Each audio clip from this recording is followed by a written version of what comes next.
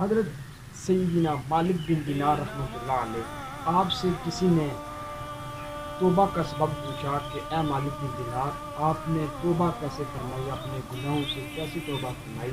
تو حضرت مالک بن دینار نے کیا خوبصورت جواب دیا۔ آپ نے فرمایا کہ میں پولیس کے محکمے میں سپاہی تھا، تو بڑا شراب پیا کرتا تھا، بڑا نشہ کرتا تھا، شراب پیا کرتا تھا۔ تو فرمایا کہ میری ایک چھوٹی سی بچی تھی جو مجھے بہت پیاری تھی، جو میں اس سے بہت پیار کیا کرتا تھا۔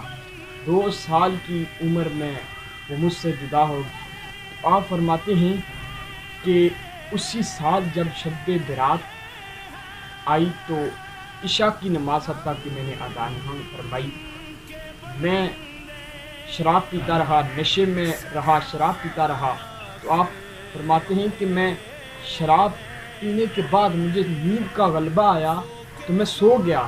فرماتے ہیں کہ جب میں سو گیا تو کیا دیکھتا ہوں کہ محشر برپا ہے، لوگ قبروں سے اٹھا کر وہ محشر میں جمع اکٹھے ہو رہے ہیں۔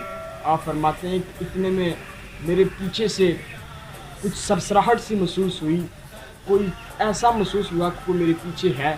تو آپ فرماتے ہیں کہ جب میں نے پیچھے جھانک کر دیکھا تو ایک قد آور سانپ میرے پیچھے کھڑا ہے اور مجھ پر حملہ ہونے کے لیے تیار ہے، یعنی وہ مجھ پر حملہ ہونے والا ہے۔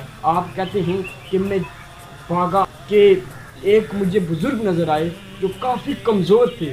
میں نے ان سے کہا کہ آپ میری کوئی مدد کر سکتے ہیں؟ آپ نے فرمایا کہ میں اتنا کمزور ہوں کہ میں آپ کی مدد نہیں کر سکتا، کمزوری کی وجہ سے میں اس بڑے قد آور سانپ سے میں آپ کو جان نہیں چھڑوا سکتا۔ تو آپ بھاگتے ہوئے ایک ٹیلے پر چڑھ جاتے ہیں۔ تو آپ جب اس ٹیلے میں جاتے ہیں تو پار اس کے ایک بڑی ساری وادی ہوتی ہے، اس میں آگ کی آگ ہوتی ہے۔ تو آپ فرماتے ہیں کہ جہنمی وہاں پر جل رہے ہوتے ہیں، وہاں میں گرنے ہی والا ہوتا ہوں تو مجھے غیب سے آواز آتی ہے کہ اے شخص، یہ تمہارے لیے نہیں ہے، تم پیچھے لوٹ جا۔ تو آپ فرماتے ہیں کہ میں پیچھے لوٹ جاتا ہوں، میں اس گرنے ہی والا ہوتا ہوں، لیکن غیب کی آواز کی وجہ سے جب میں پیچھے ہٹ جاتا ہوں تو دوبارہ میں بھاگنا شروع کر دیتا ہوں۔ تو وہی قداور سانپ میرے تعاقب کرتا ہے، میرے پیچھے پیچھے آتا ہے۔ تو دوبارہ وہی کمزور بزرگ نظر آتے ہیں، وہ رو کر مجھے کہتے ہیں افسوس، میں بہت کمزور ہوں، میں آپ کی مدد نہیں کر سکتا۔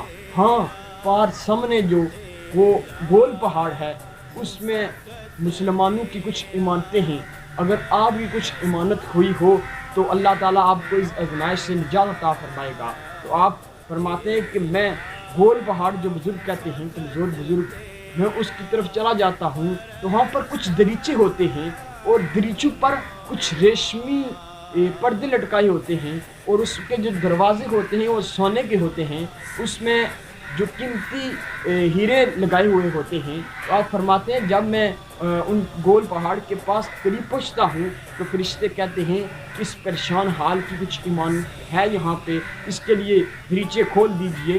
تو اس کے آپ فرماتے ہیں کہ میرے لیے وہ دریچے کھول دیے جاتے ہیں تو میں کیا دیکھتا ہوں کہ کچھ چاند سا چہرہ چمکائے بچے جھانک کر دیکھنا شروع کر دیتے ہیں۔